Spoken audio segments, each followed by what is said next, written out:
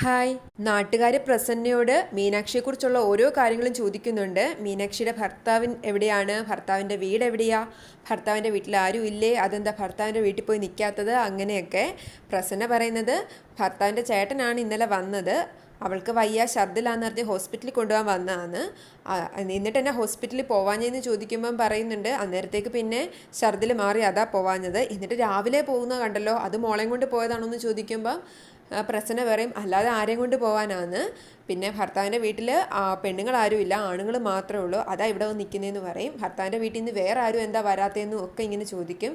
കുത്തി കുറേ ചോദ്യമാകുമ്പോഴത്തേക്കും പ്രസന്ന ദേ മോള് വിളിക്കുന്നുണ്ടെന്ന് പറഞ്ഞ് അകത്തേക്ക് കയറിപ്പോകും. അന്നേരം ആ സ്ത്രീകൾ അവിടെ നിന്ന് പറയുന്നുണ്ട് വെറുതെ പറയുന്നതാ, ആരും വിളിച്ചിട്ടൊന്നും അല്ല പോയെന്ന്. മീനാക്ഷി അവളുടെ മുറിയിൽ ജനാലയുടെ അടുത്ത് നിൽക്കുകയാണ്. ആ സമയം പ്രസന്ന വന്ന് പറയും ഈ നാട്ടുകാർക്ക് എന്തൊക്കെയാണ് അറിയേണ്ടത്, എന്ത് പറ്റിയെന്ന് ചോദിക്കുമ്പോഴത്തേക്കും പ്രസന്ന പറയും അവർ ചോദിച്ച കാര്യങ്ങളൊക്കെ. അമ്മ എന്തിനാ എല്ലാത്തിനും മറുപടി പറയാൻ നിൽക്കുന്നതെന്ന് ചോദിക്കുമ്പം പ്രസന്ന പറയും പിന്നെ പറയാതെ എങ്ങനെയാ, പറഞ്ഞില്ലെങ്കിൽ അവർ പല അപവാദങ്ങളും പറഞ്ഞുണ്ടാക്കിയെന്ന് വരും. മുൻകൂട്ടി തന്നെ ഞാൻ കരുതിയിരുന്നു എന്തൊക്കെ സംസാരിക്കണമെന്ന്, അതുകൊണ്ട് തന്നെ വലിയ തപ്പലൊന്നും ഉണ്ടായില്ല. മീനാക്ഷി പറയും ഭാഗ്യം അവർ എന്നെ കാണണമെന്ന് പറഞ്ഞ് കയറി വന്നില്ലല്ലോ. പ്രസന്ന പറയും എനിക്കറിയാം അവരടുത്തത് പറയാൻ പോകുന്ന അതാണ്, അതുകൊണ്ട് തന്നെയാണ് അവരെ ഒഴിവാക്കി ഞാൻ ഇങ്ങ് കയറി പോകുന്നത്. നിന്നെ കണ്ടു കഴിഞ്ഞാൽ അവർക്ക് മനസ്സിലാവില്ലേ നീ കല്യാണം കഴിഞ്ഞ പെണ്ണല്ലാന്ന്. അതെങ്ങനെയെന്ന് മീനാക്ഷി ചോദിക്കുമ്പോൾ പ്രസന്ന പറയും എടി കല്യാണം കഴിഞ്ഞ പെണ്ണാണെങ്കിൽ കഴുത്തി താലിമാല കാണില്ലേ, കാതിലും കയ്യിലും ഒക്കെ ആയിട്ട് സ്വർണം കാണില്ലേ, വിവാഹ മോതിരം കാണില്ലേ, ഇതൊന്നും ഇല്ലാതെ എന്ത് ഗൾഫുകാരൻ്റെ ഭാര്യയാ. മീനാക്ഷി പറയും എന്നാ പിന്നെ അച്ഛനോട് അമ്മ പറ എനിക്ക് മാലയും കമ്മലും വളയൊക്കെ വാങ്ങിച്ചുകൊണ്ട് വരാന്. പ്രസന്ന പറയും കൊള്ളാം, നിന്റെ അച്ഛൻ ഇതിനു വേണ്ടി കാശ് മുടക്കിയത് തന്നെ. മീനാക്ഷി പറയും എന്നാൽ പിന്നെ ഞാൻ എൻ്റെ കെട്ടിയവനോട് പറയാം. പ്രസന്ന ഒരു ഞെട്ടലോടെ ചോദിക്കും എന്ത്. അന്നേരം മീനാക്ഷി അവളുടെ വയറിൽ കൈവെക്കും. അത് കാണുമ്പോൾ പ്രസന്ന ശരിക്കും അങ്ങ് ഞെട്ടിപ്പോകുന്നുണ്ട്.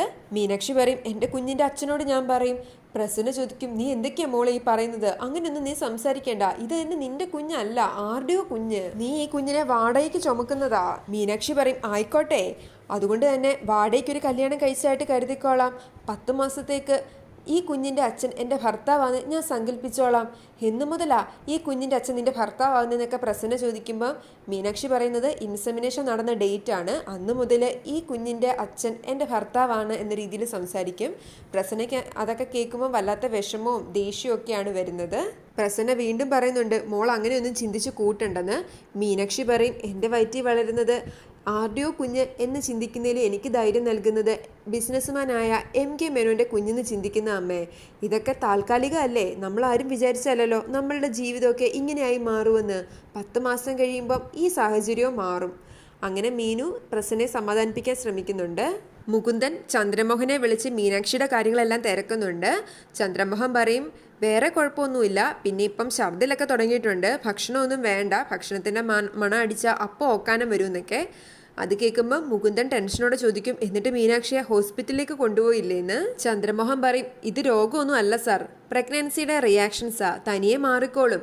മുകുന്ദൻ ചോദിക്കും അത് നിങ്ങളങ്ങ് തീരുമാനിച്ചാൽ മതിയോ, ഡോക്ടറെ കാണിക്കണം. ഭക്ഷണം കഴിക്കാതിരിക്കുക, വൊമിറ്റ് ചെയ്യുക, ഇതൊക്കെ വയറ്റിൽ കിടക്കുന്ന കുഞ്ഞിനെ ബാധിക്കില്ലേ. ചന്ദ്രമോഹൻ പറയും ഇതൊക്കെ എല്ലാ ഗർഭിണികൾക്കും ഉണ്ടാകുന്നതാ സാറേ. മുകുന്ദൻ ചോദിക്കും അതിന് എല്ലാ ഗർഭിണികളെയും പോലെയാണോ മീനാക്ഷി, മുകുന്ദൻ മേനോന്റെ കുഞ്ഞാ അവളുടെ വയറ്റിൽ വളരുന്നത്, കുഞ്ഞിന് നല്ല കെയർ കിട്ടണം, ക്ഷീണം തട്ടാൻ പാടില്ല, അമ്മയുടെ ആരോഗ്യവാ വയറ്റിൽ കിടക്കുന്ന കുഞ്ഞിന്റെ ആരോഗ്യം. ചന്ദ്രമോഹൻ പറയും കൂടെ മീനാക്ഷിയെ ഹോസ്പിറ്റലിൽ കൊണ്ടുപോകാൻ തുളസി ചേട്ടന് സമ്മതിക്കത്തില്ല, അതും ഒരു പ്രശ്നവാ. മുകുന്ദൻ ചോദിക്കും അയാൾക്ക് ഇത് എന്തിന്റെ കേടാ, ലക്ഷങ്ങൾ എണ്ണിക്കൊടുത്തല്ലേ നമ്മള്, കുഞ്ഞിന് എന്തെങ്കിലും സംഭവിച്ചാലും തുളസി ചേട്ടന് ഒന്നും നഷ്ടപ്പെടാൻ പോകുന്നില്ല, നഷ്ടം മുഴുവൻ എനിക്കാ, ഹോസ്പിറ്റൽ എക്സ്പെൻസ് എല്ലാം നമ്മളല്ലേ കൊടുക്കുന്നത്, പിന്നെ എന്താ തുളസി ചേട്ടന് പ്രശ്നം. ചന്ദ്രമോഹൻ പറയും അതൊക്കെ ശരിയാ സാർ, പക്ഷെ മോളെയും കൂട്ടി ഇടയ്ക്കിടയ്ക്ക് ഇങ്ങനെ ഹോസ്പിറ്റലിൽ പോകുന്നത് ബന്ധുക്കാരെങ്കിലും കണ്ടാൽ നാണക്കേടാവുമെന്നാ പറയുന്നത്. മുകുന്ദൻ പറയും അതൊന്നും എനിക്കറിയണ്ട, മീനാക്ഷിക്കും കുഞ്ഞിനും ഒരു കോട്ടവും സംഭവിക്കാൻ പാടില്ല. ശരി സാർ ഞാൻ നോക്കിക്കോളാന്ന് ചന്ദ്രമോഹൻ പറയും. ചെലവ് കാശ് എന്തെങ്കിലും വേണമെങ്കിൽ ഇനിയും കൊടുക്കാന്ന് പറ, പിന്നെ ആദ്യത്തെ പ്രസവമാകുമ്പോൾ ഒരുപാട് ശ്രദ്ധിക്കണം. ശരി സാർ ഞാൻ നോക്കിക്കോളാന്ന് ചന്ദ്രമോഹൻ പറയും. അങ്ങനെ കോള് കട്ട് ചെയ്യും. മീനാക്ഷി തിണ്ണയിലിരുന്ന് മാസിക വായിക്കുമ്പം പ്രസന്ന കൊണ്ടുവന്ന് അരിഷ്ടം കൊടുക്കുന്നുണ്ട്. മീനാക്ഷി ചോദിക്കുന്നുണ്ട് ഇത് കുടിക്കണോ അമ്മേ, ഭയങ്കര കയ്പാന്ന്. പ്രസന്ന പറയും ആയുർവേദ അല്ലേ, ഗർഭിണികൾ ഇതൊക്കെ കുടിക്കുന്നത് നല്ലതാണ്. മീനാക്ഷി ഒറ്റ വലിക്കത് കുടിക്കും, ഭയങ്കര കയ്പാന്ന് പറയും. ആ സമയമാണ് അടുത്ത വീട്ടിലെ റോസി അങ്ങോട്ട് വരുന്നത്. പ്രസന്ന മീനാക്ഷിയോട് പറയുന്നുണ്ട് ദേ വരുന്നുണ്ട്, നീ വേഗം തന്നെ അകത്തേക്ക് കയറി പൊക്കോ. മീനാക്ഷി ചോദിക്കും ഞാൻ എന്തിനാ അമ്മേ അവരെ പേടിക്കേണ്ടത്, ഇനി ഒരു 100,000 ചോദ്യങ്ങൾ ചോദിക്കും. മീനാക്ഷി പറയും ചോദിക്കട്ടെ. ആ സമയം കൊണ്ട് റോസി അവരുടെ അടുത്തെത്തും. എന്നിട്ട് പറയും മോൾ ഇവിടെ പുറത്തിരിക്കുന്ന കണ്ട് വന്നതാ കേട്ടോ, മോളെ അങ്ങനെ വെളിയിലേക്കൊന്നും കാണാറില്ലല്ലോ. മീനാക്ഷി പറയും ഞാൻ അകത്തൂടെയൊക്കെ നടക്കാറുണ്ട്, അതിനുള്ള സ്ഥലമുണ്ട്, പിന്നെ ഹോസ്പിറ്റലിൽ പോകുമ്പോൾ പുറത്തിറങ്ങാറുണ്ട്. അതെ അല്ലേ? എന്നിട്ട് അവർ പറയും ഓ ഹോസ്പിറ്റലിൽ പോകണമെങ്കിൽ പുറത്തിറങ്ങണമല്ലോ, ഞാനത് ഓർത്തില്ല. പിന്നെ പുറത്തൂടെയൊക്കെ നടക്കണം കൊച്ചേ, ഇവിടെ ആകുമ്പോൾ നല്ല കാറ്റും വെളിച്ചമൊക്കെ ഇല്ലേ, അകത്തൂടെ തന്നെ നടന്നാൽ പോരാ. അല്ല ഇതിപ്പോൾ എത്ര മാസമായി? 4 മാസം. മോളുടെ പേരെന്തായിരുന്നു? മീനാക്ഷി. ഭർത്താവിൻ്റെ പേരോ? മുരളീകൃഷ്ണൻ. കല്യാണം കഴിഞ്ഞിട്ട് എത്ര മാസമായി? 5 മാസം. ഭർത്താവിന് എവിടെയാ ജോലി? ദുബായിലാ. അവര് ചോദിക്കും അപ്പം കെട്ടിയോൻ ദുബായിക്ക് പോയതെന്നാ? മീനാക്ഷി പറയും കണക്കൂട്ടി നോക്കിക്കോ.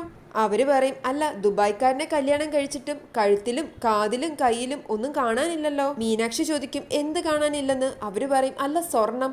മീനാക്ഷി പറയും ഓ അതൊക്കെ ബാങ്കിലെ ലോക്കറി വെച്ചേക്കുവാ, കള്ളന്മാരെ പേടിച്ചിട്ടാ. വീട് കുത്തി തുറന്നല്ലേ ഇപ്പൊ ഓരോന്നും എടുത്തോണ്ട് പോകുന്നത്. ഭർത്താവിന്റെ വീട്ടുകാരൊന്നും ഇങ്ങോട്ട് വരാറില്ലേ? മീനാക്ഷി പറയും ഇല്ല, വരാൻ സൗകര്യമുള്ള ആരും ഇല്ല.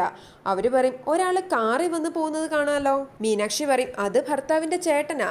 അവര് ചോദിക്കും ഭർത്താവിന്റെ വീട്ടിലേക്കൊന്നും പോവാറില്ലേ? എപ്പോഴും ഇവിടെ തന്നെയാണല്ലോ. മീനാക്ഷി പറയും ഇവിടെ ആണെങ്കിൽ അമ്മ എന്നെ നോക്കിക്കോളും, അവിടെ പോയി കഴിഞ്ഞാൽ ആരും ഇല്ല. അവര് പറയും എനിക്ക് തോന്നി, അല്ലെങ്കിൽ പിന്നെ കല്യാണം കഴിഞ്ഞ പെൺകുട്ടികള് ഇങ്ങനെ സ്വന്തം വീട്ടിൽ വന്ന് നിൽക്കില്ലല്ലോ. ആ സമയമാണ് തുളസി ഒരു ഓട്ടോയിൽ വന്ന് ഇറങ്ങുന്നത്. അന്നേരം തന്നെ റോസി പറയും എന്നാൽ ശരി ഞാനങ്ങ് പോട്ടെ, മോൾ ഇവിടെ ഇരിക്കുന്ന കണ്ട് വന്നതാന്നും പറഞ്ഞ് തുളസി ഒന്ന് നോക്കി റോസി അവരുടെ വീട്ടിലേക്ക് പോകും. തുളസി ചോദിക്കും അവരാരാന്ന്? പ്രസന്ന പറയും അടുത്ത വീട്ടിലെ ഒരു സ്ത്രീയാണ്. തുളസി പറയും ഞാൻ പറഞ്ഞതല്ലേ ഒറ്റ എണ്ണത്തിന് ഈ വളപ്പിൽ പോലും കയറ്റരുതെന്ന്. മീനാക്ഷി പറയും അങ്ങനെ കയറ്റാതിരിക്കാൻ പറ്റുമോ അച്ഛാ? അവർ ന്യൂസ് പഠിക്കാൻ വന്നതല്ലേ, നമുക്ക് പറയാതിരിക്കാൻ പറ്റുമോ? എന്നിട്ട് എല്ലാം അങ്ങ് തുറന്ന് പറഞ്ഞു എന്ന് ചോദിക്കും. മീനാക്ഷി ചോദിക്കും കുടയത്തൂര് അച്ഛൻ അറിയാത്ത ആരെങ്കിലും ഉണ്ടോ?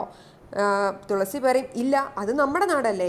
മീനാക്ഷി പറയും അതുപോലെ ഇത് അവരുടെ നാടല്ലേ, അവർക്കും ആഗ്രഹം കാണില്ലേ നമ്മളെക്കുറിച്ചൊക്കെ അറിയാൻ വേണ്ടി. പ്രസന്ന പറയും മതി മതി നിർത്ത്, ഇനി ഒരു ബഹളം വേണ്ട, നിങ്ങൾ അകത്തേക്ക് കയറ്. മോളെ അവിടെ ചേർത്തോ? കോളേജൊക്കെ എങ്ങനെയുണ്ട്? എല്ലാം പറയാം, നീ ഒരു ചായ എടുത്തിട്ട് വരാൻ തുളസി പറയും. മീനാക്ഷി ചോദിക്കും അവിടെ ചെന്നിട്ട് ബുദ്ധിമുട്ടുണ്ടായിരുന്നു എന്ന്. തുളസി പറയും ഇല്ല, ട്രെയിനിൽ വെച്ച് തന്നെ ഒരു കൂട്ടരെ പരിചയപ്പെട്ടു, അവരും അവിടെ മോളെ ചേർക്കാൻ പോകുന്നതായിരുന്നു, പിന്നെ എല്ലാം എളുപ്പമായി. മീനാക്ഷിയും പ്രസന്നയും കൂടി മെഡിക്കൽ സ്റ്റോറിൽ കയറി മരുന്നെല്ലാം വാങ്ങിച്ച് ഇറങ്ങുമ്പോഴാണ് അവരുടെ നാട്ടിലൊരു സ്ത്രീയെ പ്രസന്ന കാണുന്നത്. വേഗം തന്നെ ഇങ്ങോട്ട് വാന്നും പറഞ്ഞ് മീനാക്ഷിയും കൂട്ടി പ്രസന്ന അവിടെ നിന്ന് പോകാൻ തുടങ്ങുമ്പോഴത്തേക്കും ആ സ്ത്രീ ഇവരെ കാണുന്നുണ്ട്. ചേച്ചി അവിടെ നിൽക്കുന്നും പറഞ്ഞ് പുറകിൽ നിന്ന് വിളിക്കും. ഒരു ഓട്ടോ പോലും കാണുന്നില്ലല്ലോ എന്നൊക്കെ പ്രസന്ന പറയുന്നുണ്ട്. മീനാക്ഷി പറയും ഞാൻ മുന്നോട്ട് നടക്കാം, അമ്മ ഇവിടെ നിന്നു എന്നും പറഞ്ഞിട്ട് മീനാക്ഷി അങ്ങ് നടക്കും. പ്രസന്ന തിരിഞ്ഞു നോക്കുമ്പോഴത്തേക്കും ആ സ്ത്രീ അടുത്തെത്തും. പ്രസന്ന ചോദിക്കും ആഹാ സുനിതയായിരുന്നോ? ഞാൻ ഓർക്കുകയും ചെയ്തു, പരിചയമുള്ള ശബ്ദം, ഇത് എവിടെ നിന്നാണ്? സുനിത പറയും ഞാൻ വിചാരിച്ചു ചേച്ചി എന്നെ കണ്ടിട്ട് മനഃപൂർവ്വം മാറിപ്പോയതാന്ന്. പ്രസന്ന പറയും അതിൻ്റെ ഒന്നും ആവശ്യമില്ലല്ലോ. അങ്ങനെ അവർ ഓരോ കാര്യങ്ങളൊക്കെ പറയുന്നുണ്ട്. ഇപ്പം എവിടെയാണ് പ്രസന്നയൊക്കെ താമസിക്കുന്നതെന്ന് ചോദിക്കുമ്പോൾ മൂവാറ്റുപുഴയ്ക്കും കോതമംഗലത്തിനും ഇടയ്ക്കാന്നൊക്കെ പറയും. ആ സ്ത്രീ ചോദിക്കുന്നുണ്ട് എന്നാലും നിങ്ങൾ എന്തൊരു പോക്കാ പോയത്, ഒരു വാക്കുപോലും പറഞ്ഞില്ലല്ലോ എന്നൊക്കെ. പ്രസന്ന പറയും എന്ത് ചെയ്യാനാ, സാഹചര്യമൊക്കെ അറിയാലോ, വീടും കടയൊക്കെ കത്തി നശിച്ചു പോയില്ലേ, പലർക്കും കടങ്ങൾ കൊടുക്കാനും ഉണ്ട്. യാത്ര പറയാൻ നിന്നാൽ അവരൊക്കെ പൈസ തിരികെ ചോദിക്കത്തില്ലേ, അതുകൊണ്ട് ഒന്നും പറയാതെ ഇങ്ങ് പോന്നു. അവർ പറയും എന്നാണേലും കടമൊക്കെ കൊടുത്ത് തീർക്കേണ്ടതല്ലേ. പ്രസന്ന പറയും എന്ത് ചെയ്യാനാ, ഞങ്ങളുടെ കയ്യിൽ ഒന്നും ഇല്ലല്ലോ, എങ്ങനെയോ ജീവിച്ചു പോകുന്നു. ഇപ്പം താമസിക്കുന്നത് എവിടെയാന്ന് ചോദിക്കുമ്പം വാടകയ്ക്കാന്ന് പറയുന്നുണ്ട്. നിങ്ങളിപ്പോൾ എവിടെ പോയിട്ട് വരുവാന്ന് ചോദിക്കുമ്പോൾ പ്രസന്ന പറയും ആശുപത്രിയിൽ പോയിട്ട് വരിക. ആ സ്ത്രീ പറയും മീനാക്ഷിയെ കണ്ടിട്ട് വയറുള്ള പോലെ തോന്നുന്നുണ്ടല്ലോ. ഇത് കേൾക്കുമ്പോൾ തന്നെ പ്രസന്ന ഞെട്ടുന്നുണ്ട്. അവളെ കല്യാണം കഴിപ്പിച്ചോ എന്ന് ചോദിക്കുമ്പോൾ പ്രസന്ന പറയും കല്യാണം കഴിപ്പിച്ച നിങ്ങളെയൊക്കെ വിളിക്കാതിരിക്കുവോ? അവൾക്ക് വയറിന് അസുഖം ഉണ്ടായിരുന്നു, ഞങ്ങള് ഗാസ്ട്രോയുടെ ഡോക്ടറെ കണ്ടിട്ട് വരിക. അതും പറഞ്ഞ ബാഗ് തുറന്ന് മരുന്ന് കാണിച്ചു കൊടുക്കുന്നുണ്ട്. പിന്നെ മീനാക്ഷിയെ കെട്ടാനിരുന്ന ആ പയ്യനില്ലേ അർജുനൻ, അവന്റെ കല്യാണം നടക്കാൻ പോവാ. 101 പവന് സ്ത്രീധനം കിട്ടുന്നുണ്ട്. പ്രസന്ന പറയും ആണോ? എന്താണെങ്കിലും എൻ്റെ മോള് രക്ഷപ്പെട്ടു, സ്ത്രീധനം കൊടുക്കാനുള്ളവരെ അവൻ കെട്ടട്ടെ. ആ സ്ത്രീ പറയുന്നുണ്ട് മീനാക്ഷി എവിടെ, കാണുന്നില്ലല്ലോ. പ്രസന്ന പറഞ്ഞിരുന്നത് മീനാക്ഷി എന്തോ സാധനം വാങ്ങിക്കാൻ മറന്നുപോയി, അത് വാങ്ങിക്കാൻ പോയേക്കുവാ, ഇപ്പം വരുമെന്നായിരുന്നു. പ്രസന്ന സുനിതയോട് പറയും സുനിത അങ്ങോട്ട് നടന്നോ, പോകുന്ന വഴിക്ക് കാണാം. എന്നാൽ ശരി ഞാൻ പോട്ടെ എന്നും പറഞ്ഞ് സുനിത അങ്ങ് നടക്കും. പ്രസന്ന പറയുന്നുണ്ട് എവിടുന്ന് പ്രത്യക്ഷപ്പെടുന്നു, എന്തെല്ലാം അറിയണം അവക്ക്. ആ സമയം തന്നെ സുനിത തിരിഞ്ഞു നോക്കുന്നുണ്ട്. അങ്ങനെ കാണിച്ചാണ് എപ്പിസോഡ് അവസാനിക്കുന്നത്.